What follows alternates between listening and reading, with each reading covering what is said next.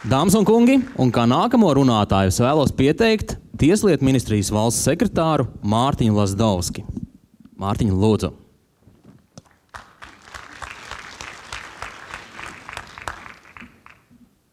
Jā, labdien! Lai arī esmu liels kino cienītājs un parasti atrodos otrā pusē, šai pusē atrasties kinoteātrī ir diezgan tāda saudabīga sajūta. Man droši vien tradicionāli jāsaka, kad paldies Jurim Gulbim par iespēju būt šeit un stāstīt par Tieslietu ministrijas pieredzi. Paldies Latelekomam par risinājumiem un par to, ka mums ir par ko stāstīt. Paldies Tieslietu ministrijas kolēģiem par idejām un spēju paskatīties uz vienkāršām lietām, varbūt no cita skatu punkta. Paldies akadēmijai otrpus ielas par man dotajām zināšanām.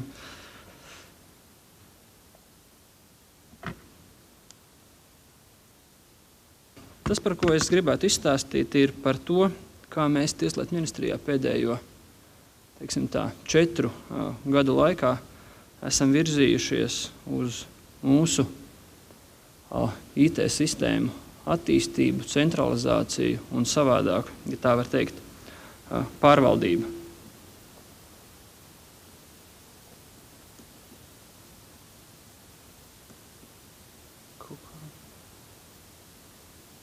Jā. Kas tad ir tieslietu nozare? Droši vien bez visiem jums zināmajām tiesām, tās ir vēl 12 mūsu padotības iestādes, bez tiesām un tieslietu ministrijas, no kurām lielākās droši vien ir ieslodzījuma vietas, valsts zemes dienests, uzņēmuma reģistrs, patentu valde, tiesu ekspertīzes un tam līdzīgas iestādes, kas ir ministrijai padotībā. Bez tam kopumā šīs 12 iestādes aptver 140 filiāles visā Latvijas teritorijā, aptverot visus 26 iepriekš Latvijas rajonu centrus, Jūrmalu, Siguldu, Olaini un tā tālāk.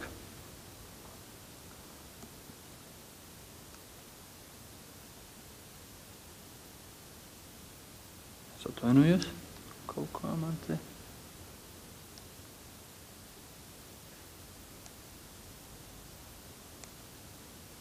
Jā, 4500 datorizēto lietotāju visā tieslietu sistēmā.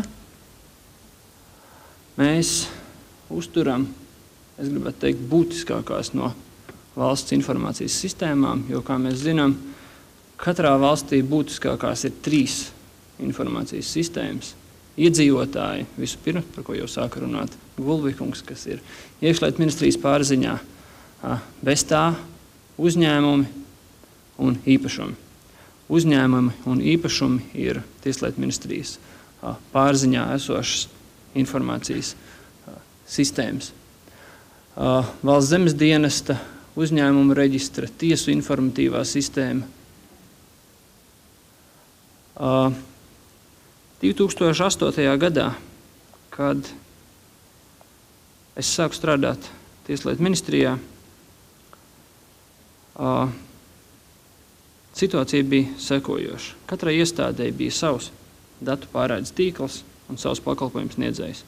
Ar no tā izrietošajiem visiem faktoriem, proti, mēs nevarējām izmantot būtiskas apjoma atlaides. Mums bija dažādi pieslēguma ātrumi, katrā iestādē dažādas telefona līnijas un tīkli.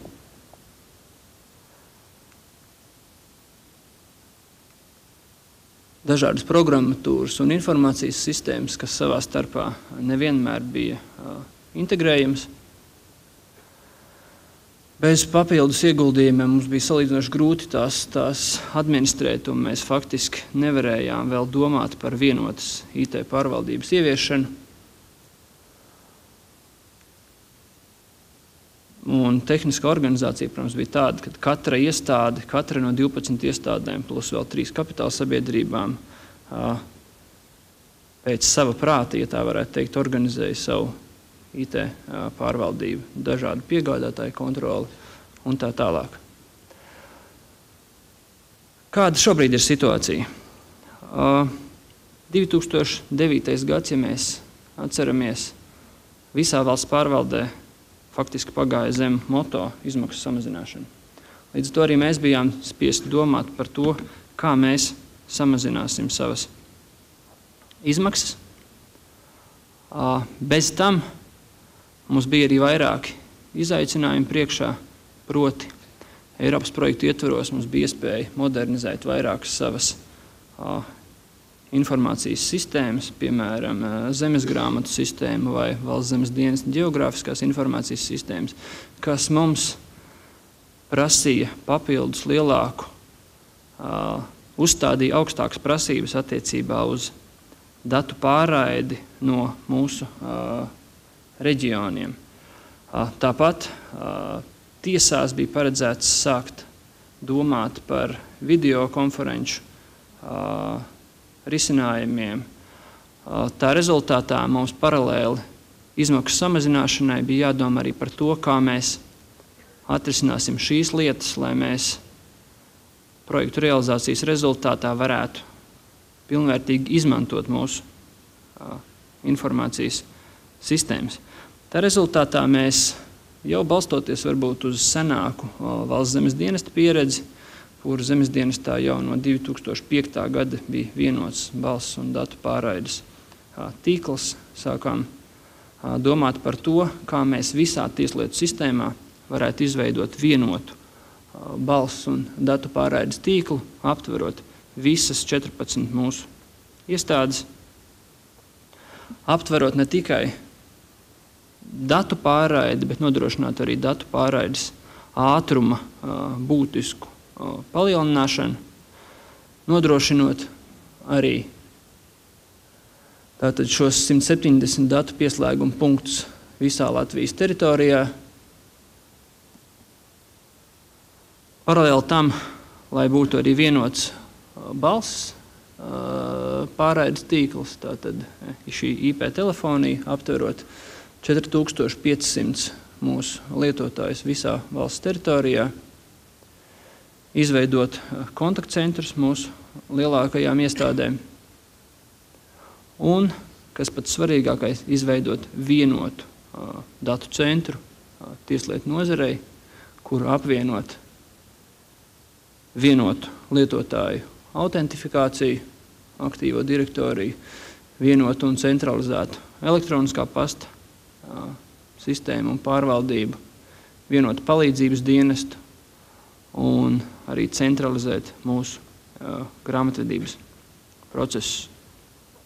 Faktiski mūsu lielākais izaicinājums bija šo projektu realizēt bez papildus budžeta finansējuma, kā rezultātā mums bija jārealizē tāds projekts, kura ietvaros mēs varējām runāt tikai par konkrētiem maksājumiem turpmāko 5 gadu perspektīvā, pie kam šiem maksājumiem bija jābūt mazākiem par tiem, ko mēs maksājām 2008. gadā par mūsu balss un datu pārraidi kopumā. Kā rezultātā mēs izveidojām ar Latelekom palīdzību šo risinājumu.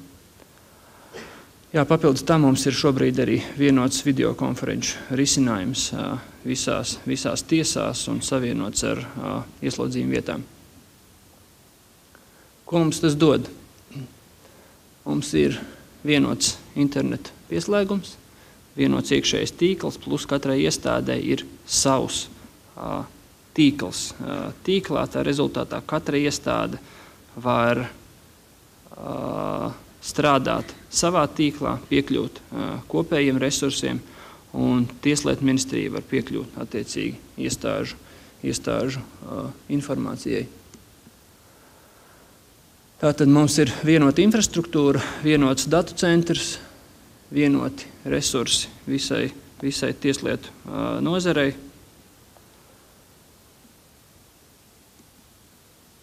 Un tās galvenās priekšrocības ir, kad Mums nav jāuztur vairs sava tīkla infrastruktūra. Mēs esam pilnībā nodrošināti ar šiem balss un datu pārraides tīklu, ko mums sniedz ārpakalpojumu režīmā Latelekoms.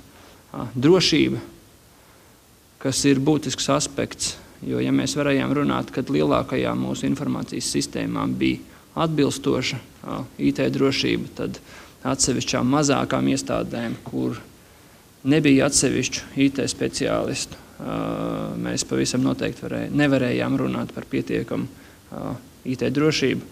Mums ir certificēti un pieredzējuši eksperti, un, protams, būtiskākais mums ir būtiski uzlabot datu apmaiņa, nodrošināt gan kapacitāti, gan pieejamību, gan caurlaidību. Šobrīd mūsu centrālās datu pārraidnes vietas ātrums ir, ja nemaldos, 1 gigabaits, un reģionos visas iestādes mums strādā vismaz ar 10 megabita pieslēgumu ātrumu.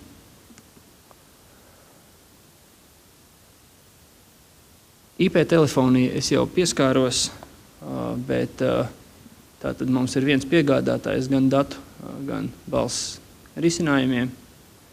Mums visām iekārtām ir garantija uz visu līguma laiku, uz 5 gadiem, kas man ir svarīgi. Katru gadu tieslietu nozare par pakalpojumu maksā 150,000 latu mazā, kas ir ietaupījums aptuveni 25 līdz 30% no tām izmaksām, ko mēs maksājām līdz tam. Mums ir ļoti plaša funkcionalitāte un izveidot platforma mūsu tālākai IT centralizācijai, lai mēs varētu realizēt tālāk savas ambīcijas, kad pilnīgi katras tieslietu iestādes dati tiek arī uzglabāti un apkalpoti no vienota tieslietu sistēmas datu centra. Mums nav papildus izmaksas mainot darba vietu. Mēs centralizēti administrējam visus IP telefonus. Mēs varam nodrošināt daudz kvalitatīvāku klientu apkalpošanu.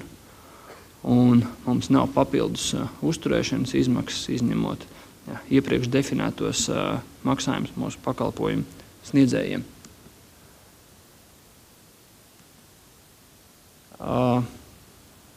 Kas ir projekts, kas mums šobrīd virzās uz priekšu un tuvākā mēneša laikā noslēgsies, tas ir šis videokonferenču projekts.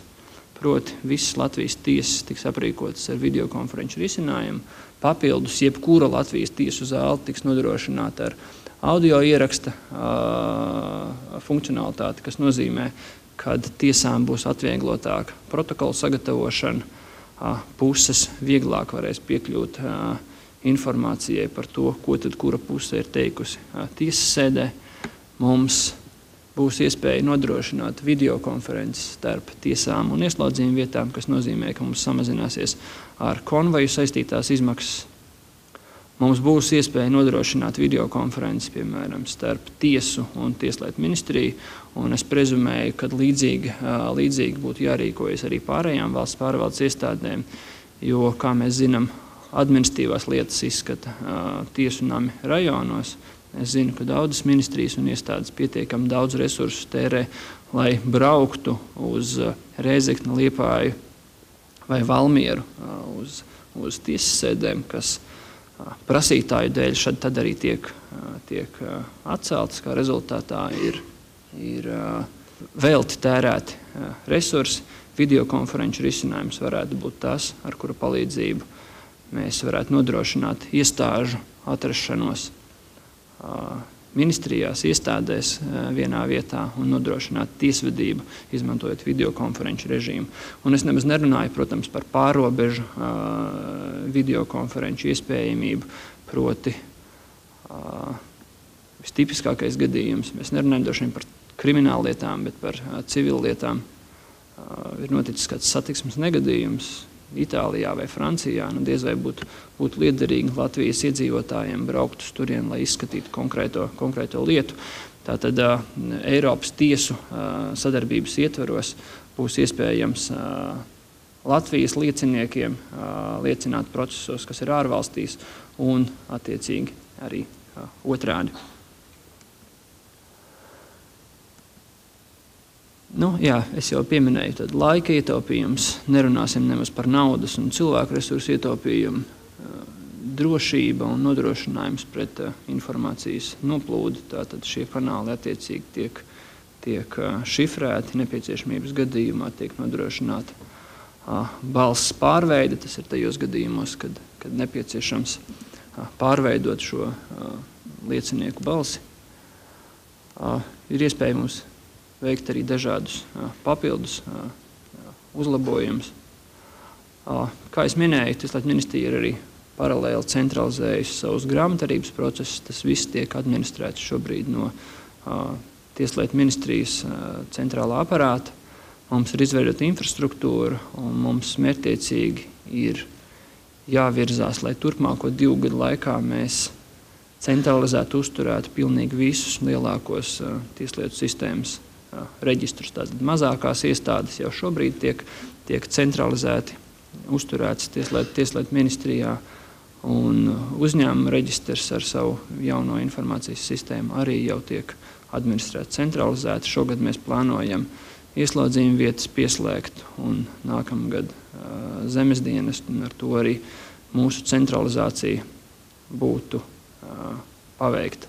Tā rezultātā mēs, protams, būtiski optimizēsim mūsu IT resursus. Mums nebūs vairs vajadzīgi tik daudz IT administratoru, sistēmu administratoru un cilvēku, kas ar to strādā. Mēs varēsim nodrošināt kompetentākus, labāk atalgotus cilvēkus, centralizēti Tieslietu ministrijā.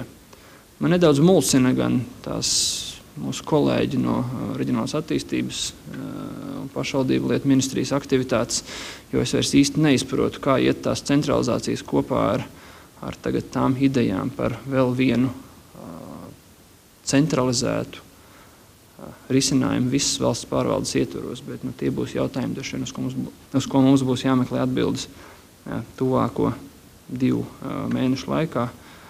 Es aicinu nozares pārstāvjus iesaistīties un kopā mums visiem rast labākās atbildes, lai mēs varētu strādāt efektīvi un sasniegt mums nospraustos mērķus.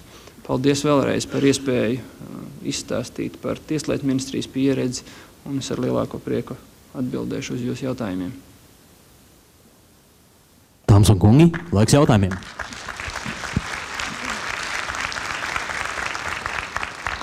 Dosim vārdu Jurim.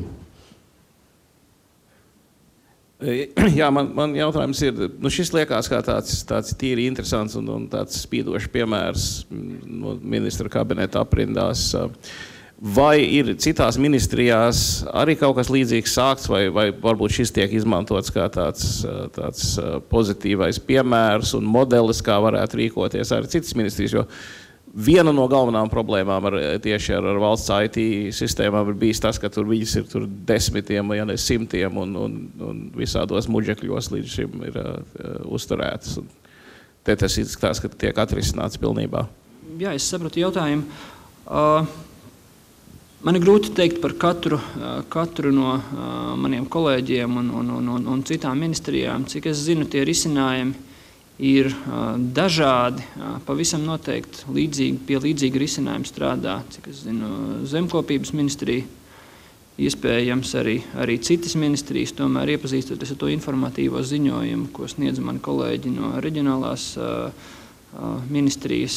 Es saprotu, ka 5 no 12 ministrijām ir norit darbs pie šāda vai līdzīgiem risinājumiem. Pārējās laikam tas ir atstāts diezgan tādā, ja tā var teikt, pašplūsmā, bet tas, ko es gribu uzsvērt, tas ir tā veiksmes atslēga noteikti ir cilvēki, kas strādā ministrijās, un viņu vēlme risināt šos jautājumus un tāds domas un ideju lidojums. Ja nebūs tas, un ja nebūs tas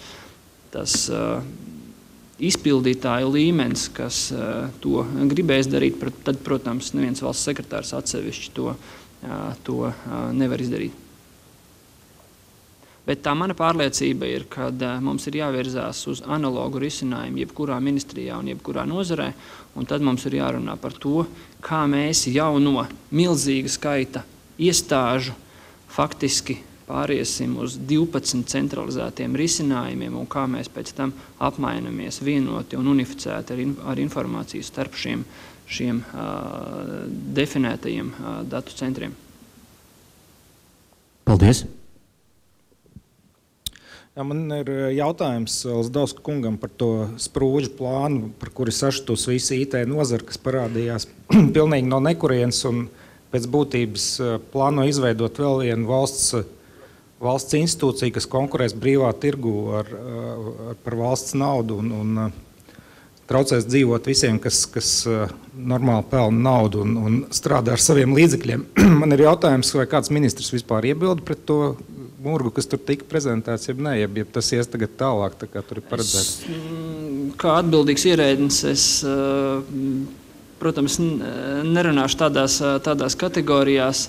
Šobrīd ir par maz informācijas. No tām 4 lapas pusēm, kas bija iesniegtas izskatīšanai ministriem, ir par maz informācijas un par daudz nekonkrētības, lai mēs varētu runāt, ka tas ir labi vai slikti, jo mēs nesaprotam īsti, par ko iet runa. Mēs ar tieslietu ministru pirms valdības sēdes apspriedām šo risinājumu. Es prasīju kolēģiem no Reģionālās attīstības un pašvaldību lietu ministrijas, kā tas ietekmēs tās darbības, ko mēs veicam, jo turpmāko 2 mēnešu laikā, piemēram, mums ir tiešām paredzēts, ka mēs centralizējam arī ieslodzījumu vietu pārvaldes IT resursus, kas mums maksās zināmas līdzekļus, un es, protams, gribu būt pārliecināts, ka tas, ko mēs daru, nav izsviesta nauda vējā. Man kolēģi atbildēja, ka tas uz tām 5 ministrijām, kas centralizē savu IT pārvaldību, tiešā veidā neattieksies.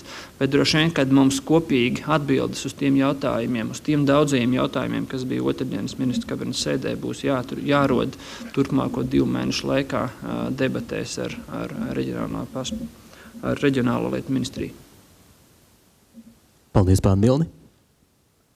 Vēl jautājumi? Jā, lūdzu. Jā. Un tur augšā jautājums, un tad tur jautājums, un tad šeit jautājums. Drīkst. Tā, Māris Čerēvičs partneri. Dažādi investīciju projektu vadība. Man teikt jautājums. Ļoti labi tā pārvaldības sistēma.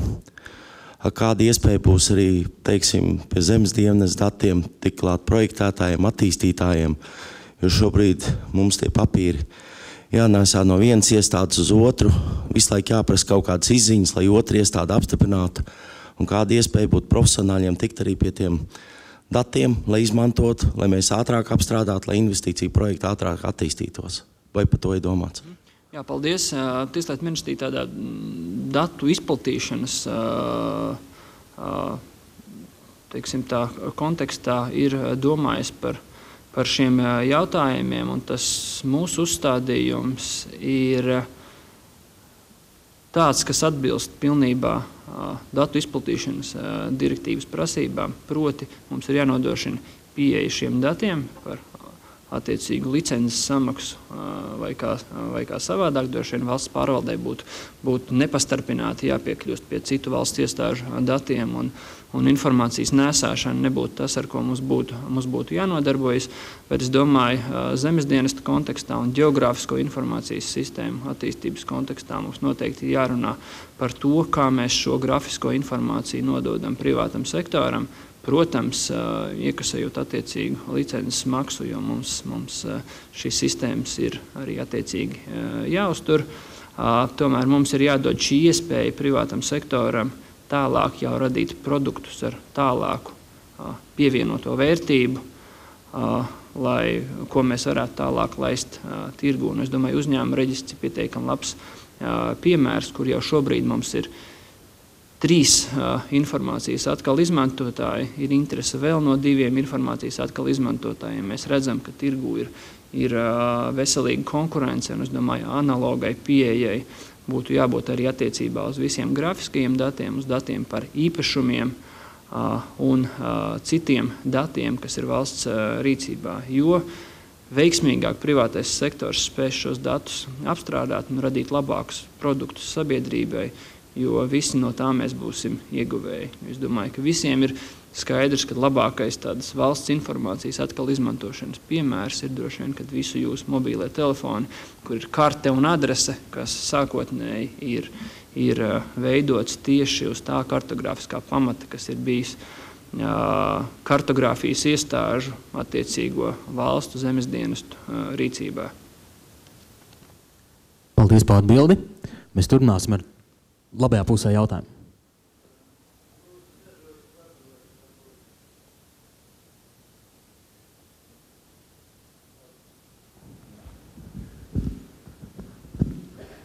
Halo, piedodiet, dažos vārdos varbūt par problēmu vai panākumiem jūsu centralizācijas rezultātā tāda problēma, kā programmatūras licenču pārvaldība. Tā skaitā ņemot vērā tas dāvanas iekavās, kuras skartu reizi valdība, mainot savu pieju šīs jautājuma finansēšanai. Un cik liela mēra jums izdevās tas iekonomētus līdzekļus virzīt tieši šīs problēmas uzlabošanai, pilnveidošanai, un cik, ja tas ir jūsu rīcība, ir tāda informācija, cik kopumā jūsu tas pašas licenču programmatūras uzturēšana, iegāde un līdzīgas lietas aizņem jūsu IT budžeta procentuāli. Jā, paldies par jautājumu. Man nebūs no galvas precīzu skaitļu.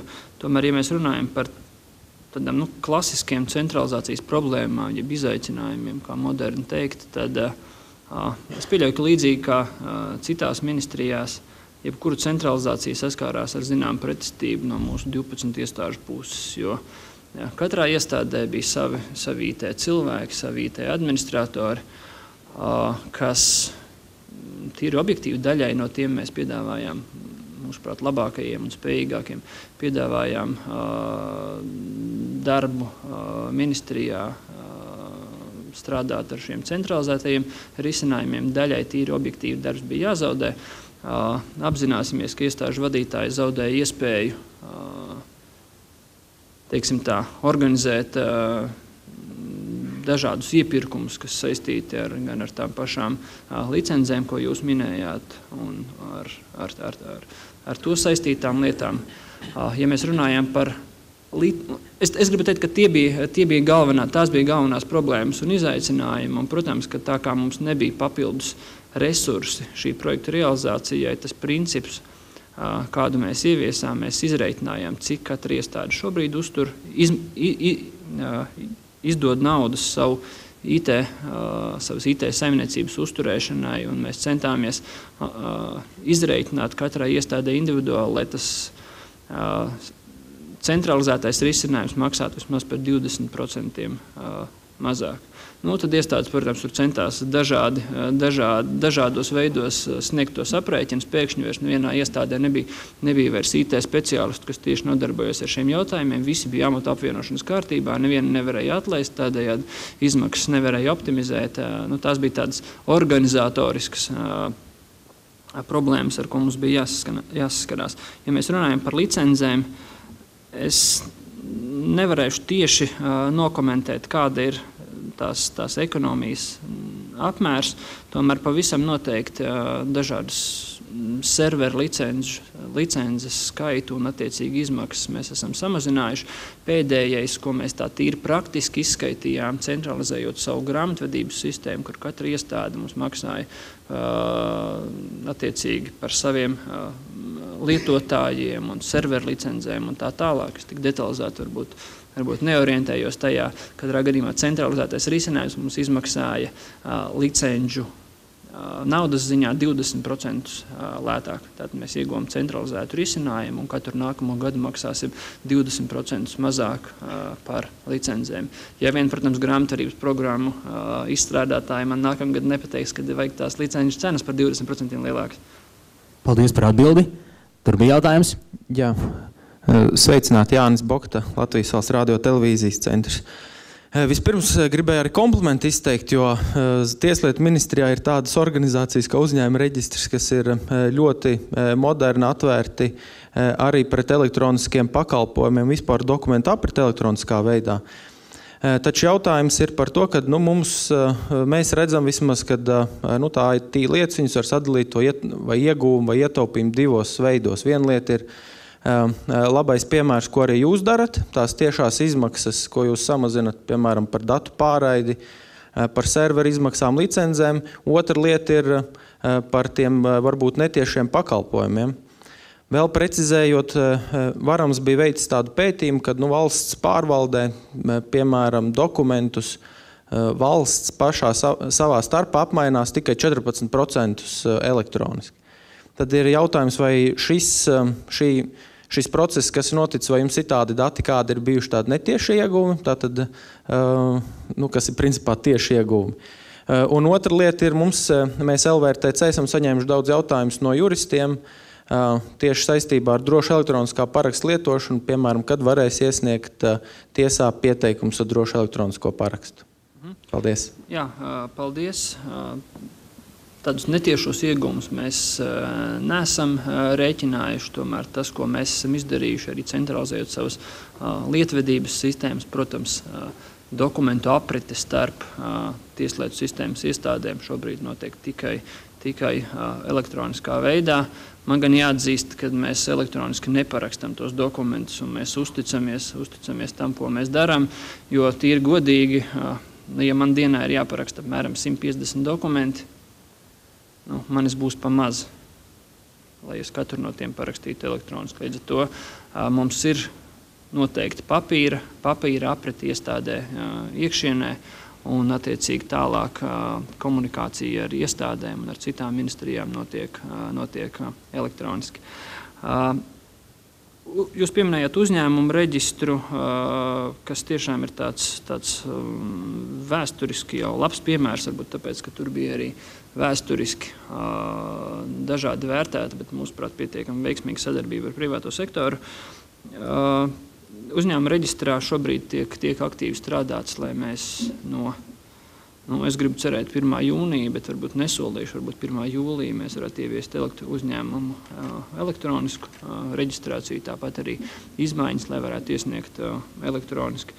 Tieslietu ministrs ir inicijējis izmaiņas komerclikumā, lai mēs risinātu dažādus jautājumus par tiesisko nenoteiktību uzņēmumu, ja tā var teikt, dalībnieku daļu pārējas gadījumā, proti šie reiderismu gadījumi, kur viens no piedāvājumiem arī ietver sevi tādu risinājumu, kad abas puses šos dokumentus paraksta, izmantojot drošu elektronisko parakstu. Mēs esam debatējuši arī par iespēju tiesās nodrošināt iespēju iesniegt dokumentus, izmantojot drošu elektronisko parakstu. Šveices projekta ietveros, kas arī, es gribētu teikt, ir šīs vasaras risinājums.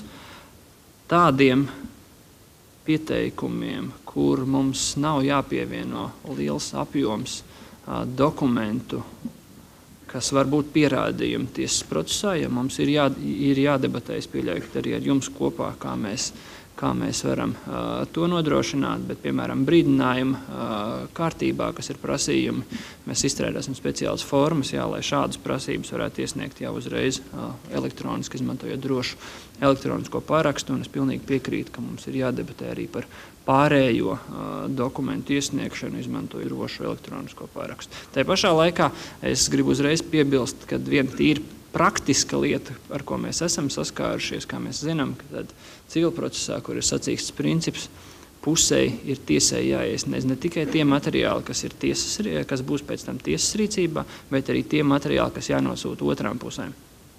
Ja ir tiesvedība ar kādām 4 citām privātpersonām, tad šobrīd ir jāiesniedz prasība un to apliecinošie dokumenti. 1 eksemplārs tiesai un 4 eksemplāri, ko nosūtīt pārējām pusēm. Ja mēs runāsim par elektronisku iesniegšanu, tas tiesai labi. Bet ko mēs darīsim ar tām pārējām 4 pusēm? Tad tiesai būs jāprintē ārā un tas viss jānosūta pārējām 4 pusēm, jo fiziskai personai, kam nav elektroniska paraksta, mums šobrīd nav tiesību pieprasīt, lai tāds jebkatram būtu. Tā kā mums tas kaut kādā brīdī var būt saistīts ar papildus izmaksām tīri tiesai. Paldies par izsmeļošu atbildi. Vēl viens jautājums. Mums ir laiks ļoti ierobežots, tāpēc pēdējais jautājums. Mazs komentārs. Mārtiņš Rozi. Mārtiņš Lazdovskis pieminēja arī zemkopības ministrijas projektu. Tas aizsākās gandrīz vienlaicīgi ar Tieslietu ministrijas projektu. Man ir tiešām prieks par kolēģiem, kuri ir izsituši šo pirmo, faktiski šo ledlauža ceļu, jo arī zemkopības ministrijas savā laikā iesāk šo projektu, un es ceru visai drīz arī realizēs vienas pieturas aģentūru. Respektīvi, cilvēks ieraugot ministrijas, jebkuras iestādes izkārti, varēs doties tur un savu pieteikumu vai sāpi vai vēlējumu arī izteikt. Pie tam arī zemkopības ministrijas lauka atbalsta dienests ir viena no tām iestādēm, kura pirmā uzsāka Eiropas maksājumu pieņemšanu elektroniskā formātā. Un vairāk kā 17 dažādus atbalsta maksājumus ir iespējams saņemt, neizejot no savu ofisu, piesakot tos elektroniski. Tā kā faktiski arī šeit tā pieredze ir, ka jābūt ir sistēmiskai pieejai, jo savādāk šo te IT filozofiju nosaka nevis iestādes vadība, bet gan konkrētais sistēmas administrators. Pie tā es arī savā laikā nonācu analizējot izmaksas zemkopības ministrijā, kur kādas iestādes pieprasījums pēc licencēm bija vienkārši fantastisks, kas parādīja, ka vienā iestādē ir 5 dažādas nesavietojamas datubāzes, kuras pie tam darbojās uz 3 dažādām platformām. Pateicoties šāda veida analīzēm un kopējas sistēmas ieviešanai, valsts pārvalde kļūst gan efektīvāk, gan arī lētāk, un tas ļoti būtiski. Paldies. Paldies. Jums ir ko komentēt? Roskungs pieminēja klasiku, man liekas. Klasika, kas... Ļoti labi. Man izlūdzās vēl vienu jautājumu, bet ļoti īsti tad. Labdien, Inga Piterniec, cilvēks, kas pacēls reiderismu jautājumu mēdījos nesenā pagātnē, bijusi Baltijas aviācijas sistēmas valdes locekle. Man pat īsti laikam nav jautājums, bet tāda replika. Tie, kas seko visiem šiem procesiem par reiderismu un nelikumīgu kompāniju pārņemšanu, ja šajā situācijā šobrīd mēs redzam, ka uzņēmuma reģistrs atsakās pārbaudīt jebkādus parakstus uz dokumentiem un izvērtēt šo parakstu esamību un neesamību un likumību. Pie elektroniskā paraksta vai kaut kas mainīsies? Es neredzu īsti atšķirību. Protams, bezstrīdus gadījumā tas būs ērtāk uzņēmējiem. Arī es ļoti par to priecājos, ņemot vērā, cik daudz dažādu izmaiņu uzņēmumu reģistrā ir jāiesniedz. Bet mazliet tāds komentārs ne tik daudz no tehnoloģija aspekta, bet no Tieslietu ministrijas viedokļa. Paldies. Jā, paldies. Pietiekami specifisks jautājums un noteikti vēl specifiskāks gadījums, kur es noteikti nezinu pilnīgi visu informāciju. Bet atbildot uz jūsu jautājumu, vai uzņēmuma reģistram tad būs jāpārbauda šī informācija, atbilde ir jā. Protams, gadījumā, ja mēs debatēsim par to, un tas būs Tieslietu ministrijas piedāvājums, ka šī kapitāla daļa pārēja, tā tad notiek 2 pusēm vienojoties, to apliecinot vai uzņēmuma reģistrā abām pusēm ierodoties, vai piezvērnāt notāra, vai izmantojot drošu elektronisko parakstu, tad uzņēmuma reģistram būs jāpārbauda šie faktiskie apstākļi, ja tā var teikt. Protams, diez vai uzņēmuma reģistrs varēs pārbaudīt, vai šis elektroniskais paraksts no cilvēka nav izspiests kādā spaidu kārtā, bet jā, tad tas būs jāpārbauda. Bet es gribētu teikt, ka droši vien, ka tā debata ir vēl plašāka, un es arī aicinu uzņēmēju sabiedrību iesaistīties debatē, jo te nu gan ir viens piemērs, ka mums būtu jādebatē par administratīvo slogu no vienas puses un īpašumtiesību drošumu no otras puses. Proti kapitāla daļu reģistrācija un šī reģistra uzturēšana vai nu valdē, kā ir līdz šim, vai reģistrā. Ja tā ir kapitāla daļu reģistrācija jau reģistrā, tad, protams, kad uzņēmuma reģistrs pārbauda visus tos dokumentus, kas tiek iesniegti, tas ir viņu pienākums un tas ir attiecīgi jādara.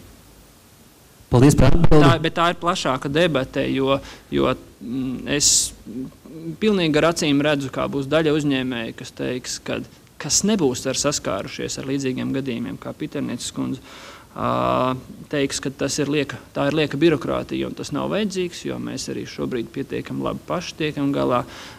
Es gan teiktu, ka tā domā parasti tie, kam nav bijis kāds šāda veida gadījums. Tieslietu ministrija sniegs savus priekšlikumus, bet mēs tiešām šo debati sagaidām arī uzņēmēju aprindās par to, lai mēs saprastu, vai mēs esam gatavi maksāt par papildus administratīvo slogu, iegūstot papildus drošību saviem īpašumiem.